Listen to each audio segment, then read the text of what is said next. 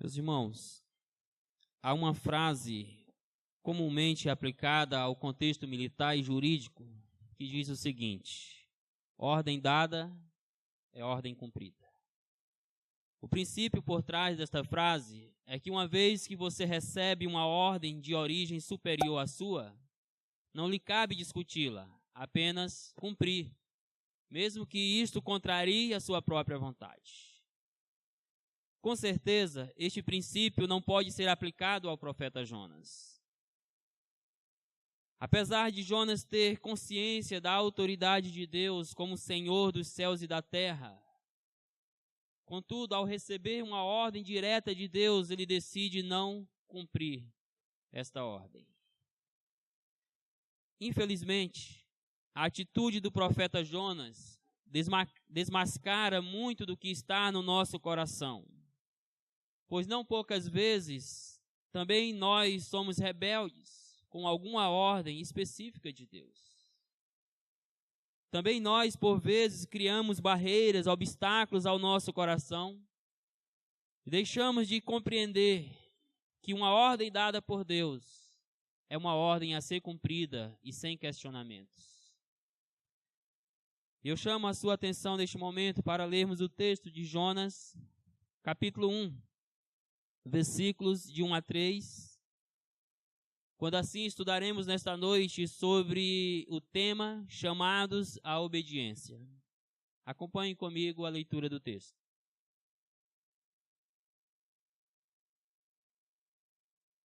Veio a palavra do Senhor a Jonas, filho de Amitai, dizendo: Dispõe-te, vai à grande cidade de Nínive e clama contra ela, porque a sua malícia subiu até mim. Jonas se dispôs, mas para fugir da presença do Senhor, para Tarsis.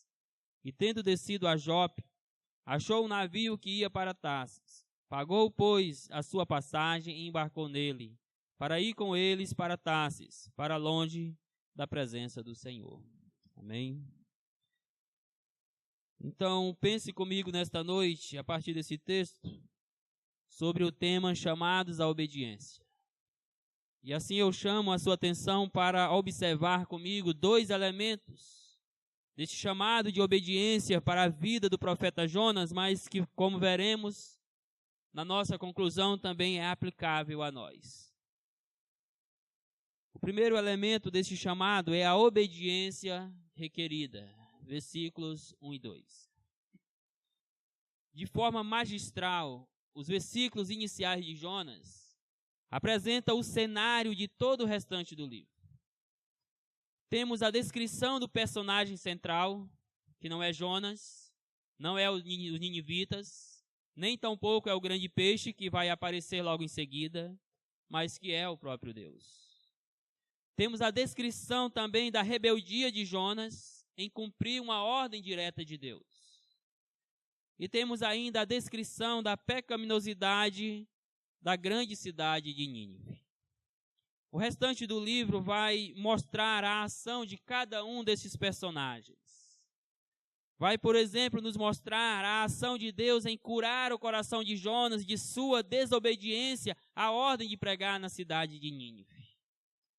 Vai também nos apontar a dureza do coração deste profeta em compreender e aceitar e obedecer à vontade de Deus para com a sua vida. E vai ainda demonstrar a conversão da então impiedosa cidade de Nínive e a sua repentina mudança de comportamento por meio da conversão ao nosso glorioso Deus.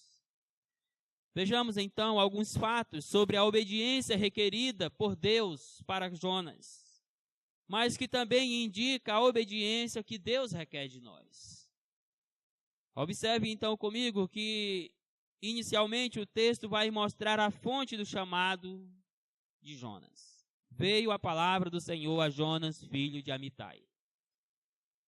Apesar, meus irmãos, de Jonas ser mencionado apenas uma vez em todo o restante do Antigo Testamento, certamente ele era alguém bem conhecido pelos israelitas.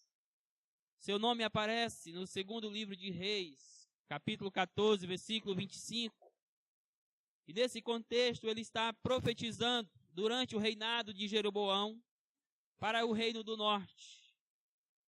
E na ocasião, a sua profecia aponta, meus irmãos, para a conquista que o reino do norte teria de outros territórios por parte de Israel. Assim, o personagem Jonas não era alguém desconhecido para com os israelitas. E também podemos dizer, irmãos, que ele não era alguém impiedoso na sua vida com Deus. Era um homem devoto, era um profeta do Senhor. Era um homem de piedade, de obediência a Deus. Assim, meus queridos, aqui está então o piedoso Jonas, recebendo mais uma missão divina, mas agora para pregar para a impetuosa cidade de Nínive. No entanto, ao contrário de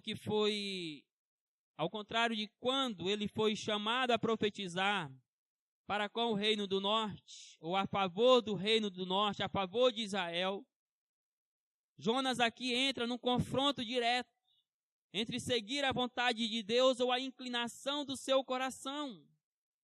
E nós bem sabemos qual foi o caminho que ele tomou. E a expressão, irmãos, veio a palavra do Senhor, denota a fonte do chamado para o profeta Jonas. É o próprio Deus que está chamando este profeta por meio da sua voz, da sua própria palavra. Mas também denota a autoridade daquele que está chamando este profeta. Jonas era um homem piedoso, um profeta do Senhor, que conhecia o Deus de Israel, que sabia, meus queridos, que este Deus reina sobre os céus e a terra, e sabia que este Deus é constituído de toda a autoridade nos céus e na terra. Contudo, sabendo de tudo isto, recebendo um chamado direto de Deus, ele se recusa a obedecer à ordem divina. Esta expressão, então, veio a palavra do Senhor, é bem comum no Antigo Testamento. Inclusive, o próprio profeta Jonas estava familiarizado com ela, pois ela era comum, meus irmãos, em todo chamado profético de Deus para o seu povo, para o seu profeta. Desta forma, Jonas tinha absoluta consciência da sua responsabilidade em atender o chamado de Deus, em obedecer aquilo que Deus estava requerendo dele. Ele sabia que desobedecer não era uma opção aceitável diante da palavra que lhe veio. E a expressão Jonas, filho de Amitai, mostra que o chamado do Senhor para Jonas, ele veio de forma direta e também de forma muito pessoal, específica. Deus falou diretamente ao coração de Jonas, mostrando a ele o que ele requeria para com ele naquele momento.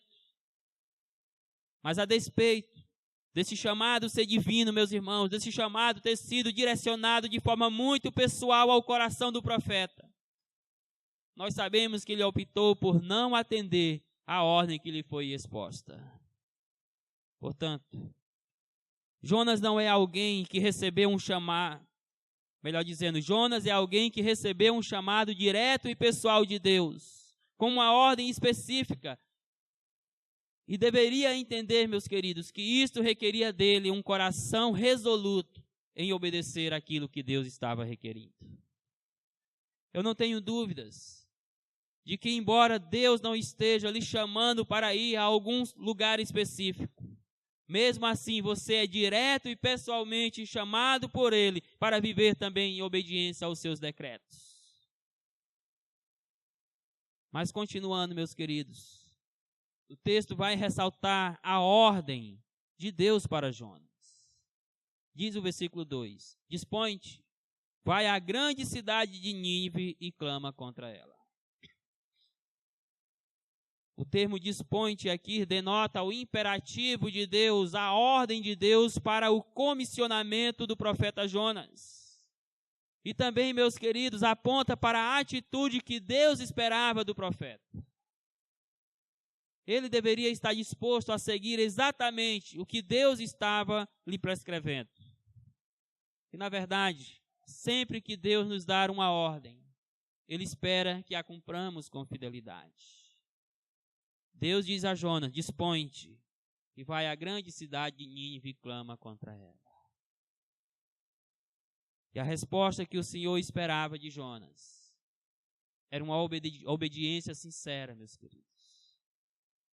E quando o Senhor assim fala para conosco, por meio da sua palavra, quando Ele nos traz os seus mandamentos, Ele requer de nós uma postura de obediência diante da sua palavra.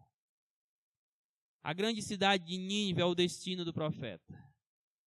E podemos dizer que aqui se inicia a crise do profeta Jonas. Nínive era uma cidade, era uma verdadeira fortaleza fechada, com muralhas intransponíveis. E além de tudo, era bem conhecida pela sua crueldade para com os seus inimigos. E certamente, guiado pelo seu patriotismo e ortodoxia hebraica, o profeta não gostou de ser comissionado a pregar nessa cidade.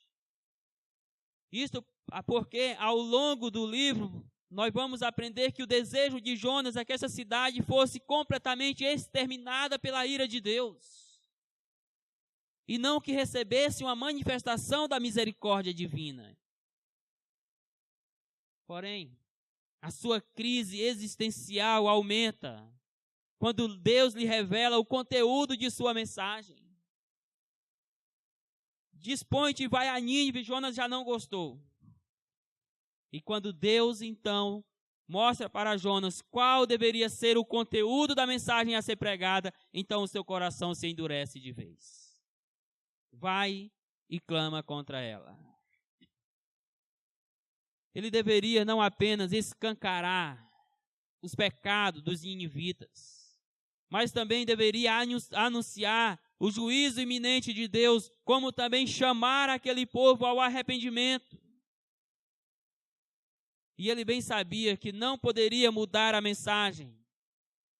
E além do mais, ele conhecia a fundo a misericórdia de Deus, e por isso ele vai optar em fugir desta ordem divina para não ir e pregar contra a cidade de Nínive. Assim, meus irmãos, o texto descreve tanto o chamado de Deus, quanto expõe uma ordem direta para Jonas, que deveria ser obedecida de forma inquestionável. Contudo, nós sabemos qual foi a postura deste profeta.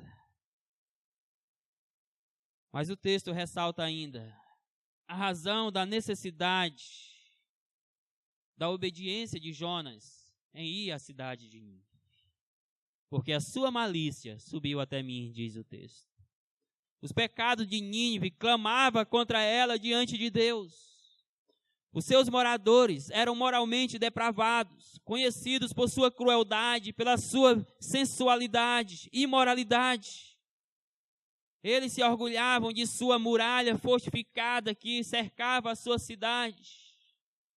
Um muro de mais de 30 metros de altura, com mais de 10 metros de largura, que continha torres de vigia a poucos metros de distância uma da outra. Nínive se sentia, meus irmãos, uma cidade impenetrável, indestruível. Porém, Jonas é comissionado por Deus para ir a ela e clamar contra ela, dizendo-lhe que a sua maldade chegou até a presença de Deus. O profeta deveria lhe anunciar que a maldade de seus corações e seus atos pecaminosos estavam sendo assistidos por aquele que vê e julga tudo e todos, e que a única maneira de escapar do juízo de Deus seria arrependendo-se dos seus pecados, coisa que evidentemente o profeta Jonas não queria que acontecesse. Jonas tinha que chamá-los a olhar para o Senhor, pois o Senhor há muito tempo já estava olhando para suas vidas de pecado. Assim, meus irmãos, A pecaminosidade de Nínive justifica a necessidade que eles tinham de ouvir a mensagem do Evangelho e justifica a necessidade que Jonas tinha de obedecer a Deus e ir até Nínive e clamar contra ela, pregar o Evangelho a eles. Mensagem esta, que o profeta, em seu nacionalismo ortodoxo, resistiu até onde pôde para não pregá-la, para não obedecer a Deus. Mas, meus queridos, a despeito dos pensamentos pessoais de Jonas, uma vez que ele recebeu uma ordem direta de Deus, não cabia a ele questioná-la, mas tão somente cumpri-la. Não é diferente conosco. Uma vez que o Senhor nos dá uma ordem direta, e há inúmeras, incontáveis ordens de Deus para conosco na sua palavra, não cabe a você e eu ficar discutindo. Uma ordem de Deus não é opcional. Não é como você decidir se vai vir ao culto com uma camisa vermelha ou amarela. Você simplesmente deve cumpri-la. Portanto, Deus assim trouxe ao profeta Jonas um chamado de obediência. E nós estamos vendo dois elementos sobre este chamado. O primeiro elemento é a obediência requerida. Deus, assim, expôs ao profeta uma ordem que deveria ser cumprida. O segundo elemento deste chamado à obediência de Jonas é a obediência negada, versículo 3. Creio, meus irmãos, que muitas vezes nós somos apressados em julgar a desobediência de Jonas sem olhar para o nosso próprio coração. Longe de mim querer defender a atitude de Jonas. Longe disso. Eu estou certo de que nada justifica desobedecer a uma ordem de Deus. Porém, eu também acredito que por muito menos do que Jonas, nós nos rebelamos contra os imperativos de Deus para as nossas vidas. Veja, por exemplo, alguns motivos que Jonas poderia ter usado como justificativa para desobedecer a Deus. Primeiro, a ordem de pregar em Nínive foi algo anormal na história de Israel, pois nunca um profeta havia sido comissionado a pregar para os gentios. Deus está dando uma ordem a Jonas que nunca foi dado na história de Israel. Segundo, meus irmãos, apesar da sua piedade como um bom israelita, Jonas pensava em Deus em termos nacionalistas, o que o levava a não querer a salvação dos gentios, mas sim a sua destruição. Na perspectiva hebraica, os gentios deveriam ser alvo da ira divina, e não da sua graça, da sua misericórdia. Embora seja um homem piedoso, Jonas também era influenciado pelo seu nacionalismo hebreu. Terceiro, Nínive era uma cidade sanguinária e cruel com os seus inimigos. Os ninivitas, eles decapitavam e expunham em praças públicas, pelas ruas da cidade, a cabeça daqueles que se colocavam em oposição a ela. É claro que o texto vai mostrar que a principal razão de Jonas não ter ido a Nínive não foi o medo dos ninivitas. Foi o temor de que Deus salvasse os ninivitas. Contudo, nós não podemos perder de vista que certamente ele pensava em Nínive como essa cidade sanguinária e cruel, que decapitava os seus inimigos, que cortava inclusive as mãos dos seus inimigos. Eu tenho certeza de que este profeta sabia que ele também estaria se expondo a este risco se ele fosse a Nínive. Mas em quarto, Nínive era a capital da Assíria, inimigos de Israel. Lá em 2 Reis 15, 20, é dito que a Síria cobrava impostos dos israelitas do Reino do Norte. E vale dizer que é justamente a região em que Jonas morava. E lá em 2 Reis, capítulo 17, nos é dito que o Reino do Norte foi destruído pelos assírios. Isso nos mostra o seguinte: os ninivitas não tinham uma relação amigável com o povo de Israel no tempo de Jonas. Então, ir para pregar em Nínive é como ir para pregar para os seus inimigos e se expor diante de todos os perigos que aquela cidade representava para Jonas. Somando tudo isto ao patriotismo do profeta Jonas em não querer ver os ninivitas salvos, ele se nega a obedecer a Deus. Contudo, a respeito das razões que Jonas poderia ter, nada justifica ele ter fugido da ordem divina. Meus queridos, na nossa relação com Deus, ordem dada tem que ser ordem cumprida.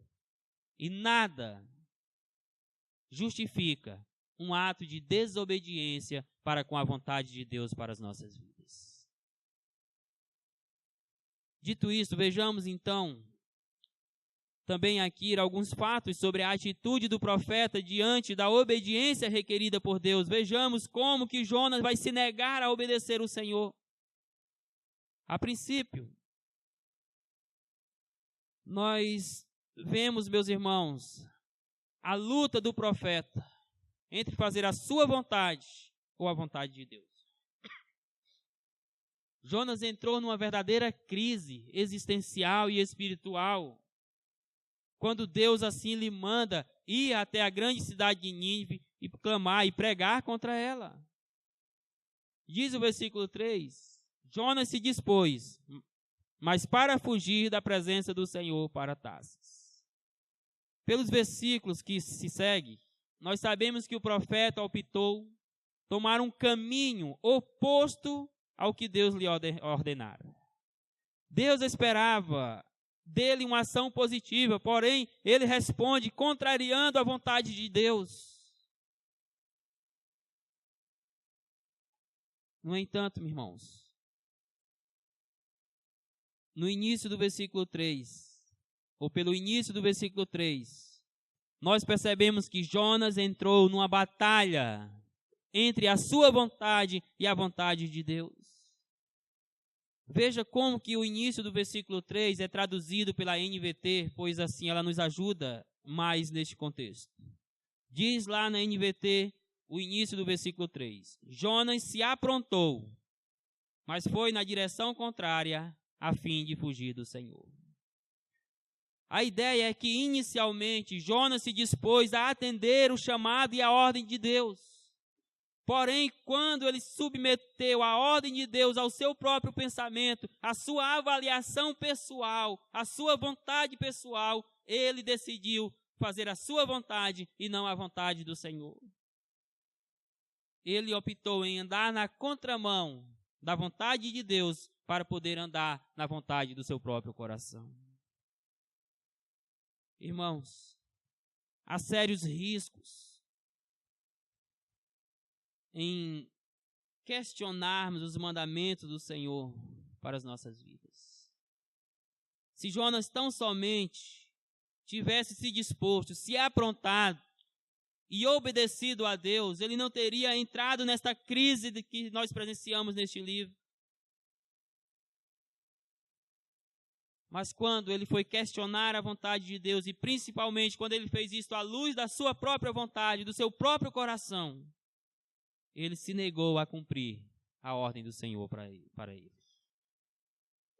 É mortalmente arriscado querer submeter a vontade de Deus para as nossas vidas, a nossa vontade para nós mesmos. Os mandamentos do Senhor não são para ser contestados, questionados, mas simplesmente obedecidos. Jonas estava pronto para obedecer a Deus, mas quando foi avaliar a ordem à luz da sua vontade, à luz das circunstâncias, ele foi empurrado, podemos assim dizer, em direção oposta. Da mesma forma que o profeta conhecia a misericórdia de Deus para salvar os ninivitas, ele também conhecia este Deus e sabia que Deus poderia discipliná-lo diante da sua desobediência. Contudo, a sua rebeldia foi tão grande que preferiu sofrer nas mãos de Deus de que obedecê-lo e ver os ninivitas sendo salvos. Com certeza, conhecendo o caráter do Senhor, este profeta sabia que o seu lombo iria arder com a disciplina divina. Isso, meus queridos, isto nos ensina que nós precisamos ter muito cuidado ao decidir desobedecer a Deus, pois a semelhança do que ele fez com Jonas, ele não nos deixará sem a devida punição. Portanto, não negocie a vontade de Deus com a sua vontade. Mas se, porventura, em um ato de loucura, você vier a fazer isso, esteja consciente de que Deus não vai ficar indiferente com a sua desobediência, com a rebeldia do seu coração. Mas depois, vemos que a escolha de Jonas pela desobediência o colocou numa situação de decadência diante de Deus. Diz o restante do versículo 3. E tendo descido a Jope, achou um navio que ia para Tarsis. Pagou, pois, a sua passagem e embarcou nele, para ir com eles para Tarsis, para longe da presença do Senhor. Como bem disse o saudoso pastor Isaltino, o caminho da desobediência é um caminho descendente, ou seja, ela nos leva cada vez mais para o fundo do poço. Era isso que estava acontecendo com Jonas.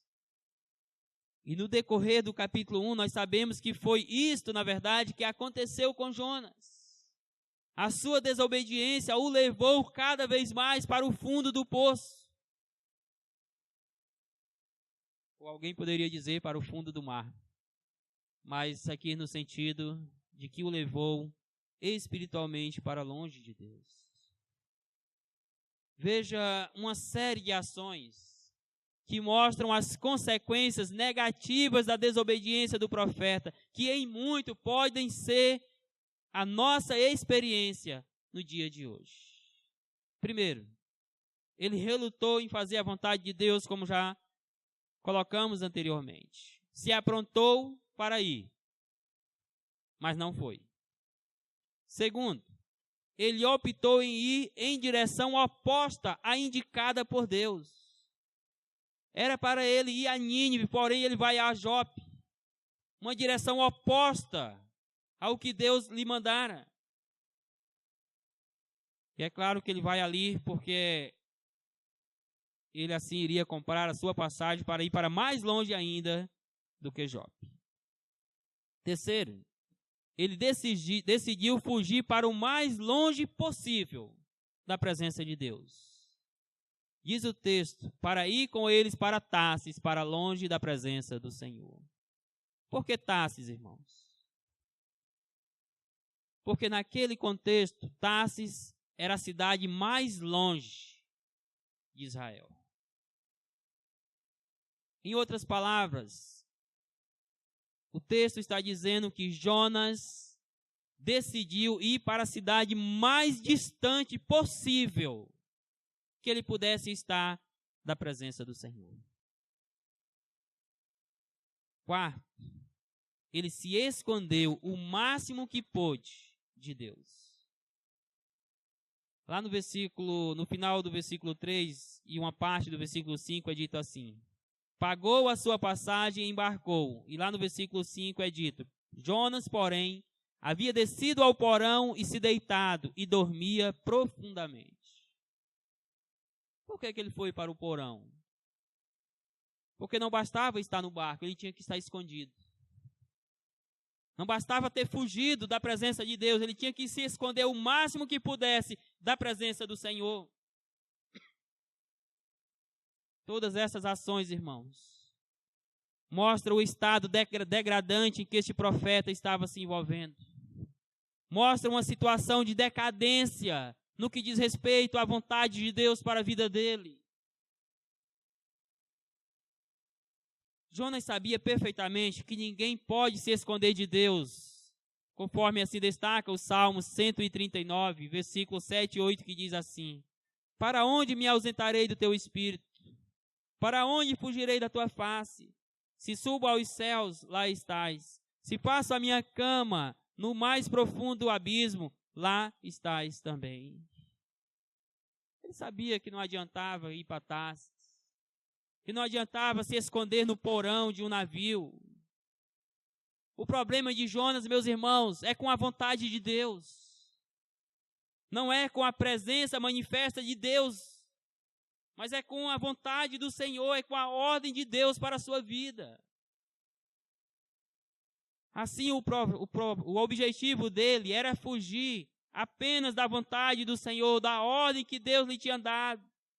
Contudo, ele acabou entrando numa situação de insensibilidade e indiferença quanto aos propósitos do Senhor para a sua vida.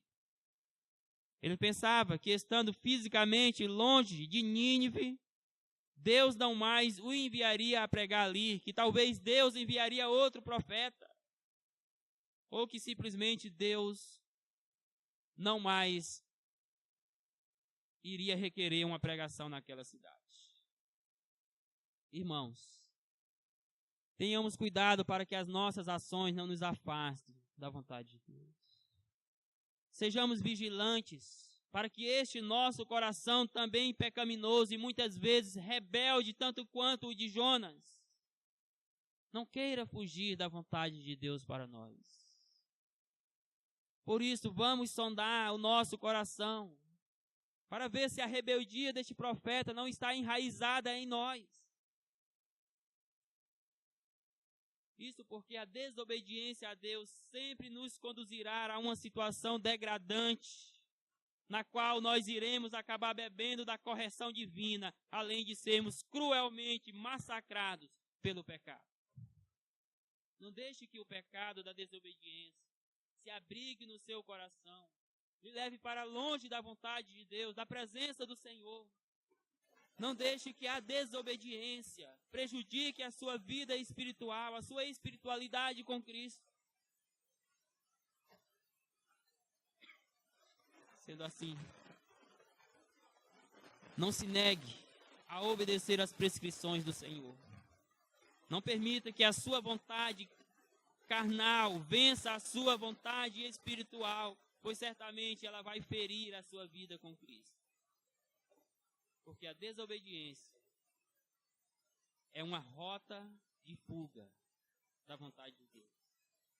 E mais cedo ou mais tarde, ela traz dolorosas consequências, assim como aconteceu com Jonas, como é descrito no restante do livro. Busque sempre harmonizar a vontade do Senhor. Busque sempre harmonizar a vontade de Deus para com a sua vida mediante a prática da obediência. Portanto, à luz dos ensinos de hoje, analisamos 2 elementos do chamado de Deus para a obediência do profeta Jonas. O primeiro elemento é a obediência requerida nos versículos 1 e 2. Deus dá uma ordem exposta e espera que ela seja cumprida. O segundo elemento que estudamos é a obediência negada por parte do profeta Jonas. No entanto, talvez neste momento, você esteja construindo uma muralha ao seu redor mais fortificada do que as muralhas de Nínive, para dizer ao seu coração, ou para se esquivar diante dos ensinos de hoje, dizendo ao seu coração que você não tem nenhuma vocação ao ministério da pregação. Porém, eu lhe afirmo que a partir do momento em que Deus demonstrou a sua infinita misericórdia sobre a sua vida, lhe chamou ao arrependimento, perdoou os seus pecados, ele já imprimiu em você a obrigação de obedecê-lo. E digo mais, em tudo, e não apenas na proclamação do Evangelho. Então, para você também não é uma opção obedecer ou não obedecer. Você só tem uma única opção agradável a Deus: obedecer. E além do mais, esteja atento, pois pode ser que Deus esteja requerendo de você uma obediência específica em alguma área da sua vida. Talvez alguma área da sua caminhada com Deus que requer algumas mudanças, algumas transformações, alguns aperfeiçoamentos.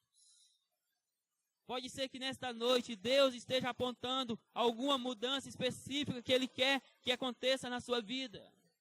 Talvez Ele não esteja lhe direcionando para ir pregar numa cidade distante, mas talvez Ele esteja pedindo para que você molde o seu coração à prática da obediência da palavra dEle. E diante disso, eu finalizo com duas aplicações. Primeira, mesmo que nenhum dos presentes aqui tenha recebido um chamado e uma ordem específica para pregar o Evangelho em determinada cidade, a determinado povo, em determinada ocasião, eu digo o seguinte: o Senhor Jesus foi direto e pessoal ao ordenar que todos os seus discípulos compartilhem das boas novas do Evangelho. Então, neste sentido, pesa sobre você também a ordem de proclamar o Evangelho, de compartilhar as boas novas da salvação com os pecadores, tanto quanto Jonas deveria pregar na cidade de Nínive. Veja, por exemplo, o que é dito lá em Marcos 16:15, na versão NVI. E disse-lhe: vão pelo mundo todo e preguem o Evangelho a todas as pessoas. Quem crê e for batizado será salvo, mas quem não crê será condenado. Assim, irmãos, somos responsáveis por falar do Evangelho não apenas para determinado grupo de pessoas, mas sim para todas as pessoas às quais tivermos oportunidades, ao que o texto está nos ensinando. E é claro que os motivos para compartilharmos esta mensagem são os mesmos dados a Jonas. É uma ordem de Deus. E é uma necessidade do pecador. O Senhor ordena a você: pregue o Evangelho, fale das boas novas da salvação, exponha diante do pecador o Cristo crucificado pelos seus pecados. Mostre aos pecadores que a sua malícia chegou até a presença de Deus. E que este Deus é um Deus tão santo que Ele não pode tolerar os seus pecados. E que por conta disso, eles estão debaixo do juízo deste Deus. E que a única forma de escapar do juízo de Deus, da condenação dos seus pecados, é se arrependendo mediante a mensagem do Evangelho. Há tantas pessoas, irmãos, ao nosso redor, próximas de nós, que necessitam ouvir esta mensagem. E precisam, meus queridos irmãos, terem os seus olhos abertos pela mensagem do Evangelho. E precisam ouvir que a sua malícia, que os seus pecados subiram até a presença de Deus. São quantas pessoas tão próximas de nós, nossos parentes, nossos amigos, colegas de trabalho, nossos vizinhos. Todos eles estão na mesma situação que os ninivitas estão, debaixo do juízo de Deus. E a única esperança para estes pecadores é ouvirem falar que Deus assim pode salvá-los por meio de Cristo Jesus. Contudo, tenhamos muito cuidado para não alterarmos a mensagem que o Senhor nos ordena a proclamar. Jonas, irmãos, quando recebeu a ordem divina de ir a Nínive, e quando ele recebeu a mensagem que ele deveria pregar, clama contra ela, ele sabia que a mensagem não deveria ser alterada, ou não podia ser alterada. Isso nos mostra, meus irmãos, que precisamos ter cuidado para não adulterar a mensagem do Evangelho. A rebeldia, a desobediência em não pregar não é uma opção. Mas mudar a mensagem também não é uma opção. São tantas mensagens baratas que estão sendo anunciadas nos dias de hoje. Uma graça barata que não é capaz de salvar ninguém. Um Salvador impotente que não é capaz de salvar, de perdoar pecados. Estão, meus queridos irmãos, adulterando a mensagem do Evangelho. Nós precisamos cumprir essa ordem divina, proclamar a mensagem da salvação, mas com o cuidado devido para jamais alterar o conteúdo desta mensagem. Até porque se nós fizermos isso, os pecadores irão ouvir e continuar ouvindo, mas permanecerão mortos nos seus pecados. Tanto a mensagem quanto a ordem já foi dada, basta agora nós a cumprirmos. Segunda aplicação.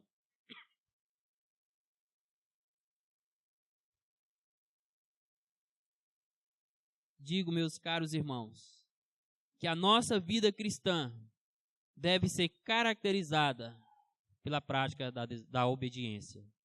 Repito, a nossa vida cristã deve ser caracterizada pela prática da obediência. Jonas entrou na história e por muitos é conhecido como o profeta fujão. Como aquele que desobedeceu ao Senhor, que fugiu da vontade de Deus. Irmãos, esta não é uma identidade que nós devemos querer para nós. Aonde quer que nós estejamos, a nossa vida deve ser caracterizada, devemos ser identificados, conhecidos e reconhecidos pela nossa prática de obediência a Cristo Jesus. Não basta termos uma boa ortodoxia, porque Jonas tinha uma boa ortodoxia. Nós necessitamos praticar aquilo que nós aprendemos de Deus e sobre Deus. Infelizmente, tem muitos cristãos que são verdadeiros gigantes no conhecimento bíblico e teológico, porém não passam de bebês no que diz respeito à prática do Evangelho. Tenha cuidado. Pois como bem coloca o pastor Isaltino, é possível a uma pessoa saber verdades bíblicas e, no entanto, viver em desarmonia com elas. É possível que você, nesta noite, conheça muito de Deus e sobre Deus. É possível que você saiba quais os propósitos de Deus para a sua vida. Mas também é possível que, numa dureza de coração, numa rebeldia sua, você não esteja harmonizando o seu conhecimento de Deus, das Escrituras, com a sua prática cristã. E se este é o seu caso, é melhor que você se arrependa o quanto antes e retorne à prática da obediência do Evangelho, antes que Deus venha até você, como foi até Jonas, e traga sobre a sua vida uma pesada disciplina dele. Que você saia daqui nesta noite decidido a submeter o seu coração incondicionalmente a obedecer à vontade de Deus. Meus queridos, é inútil você avançar em tantas áreas da sua vida se a sua obediência a Deus estiver em declínio, como esteve a de Jonas neste momento. Faça neste momento um diagnóstico da sua vida com Deus. Tente identificar os obstáculos que estão lhe impedindo de fazer a vontade dele na sua vida. Faça uma oração nesta noite, um clamor agonizante, desesperado, para que Deus sonde o seu coração e retire de dentro de você tudo quanto esteja lhe impedindo de obedecer a Ele. Nós precisamos olhar para os nossos corações. E precisamos, meus caros irmãos, sermos corajosos o suficiente para retirar com a graça de Deus tudo quanto está obstruindo a prática da nossa obediência cristã.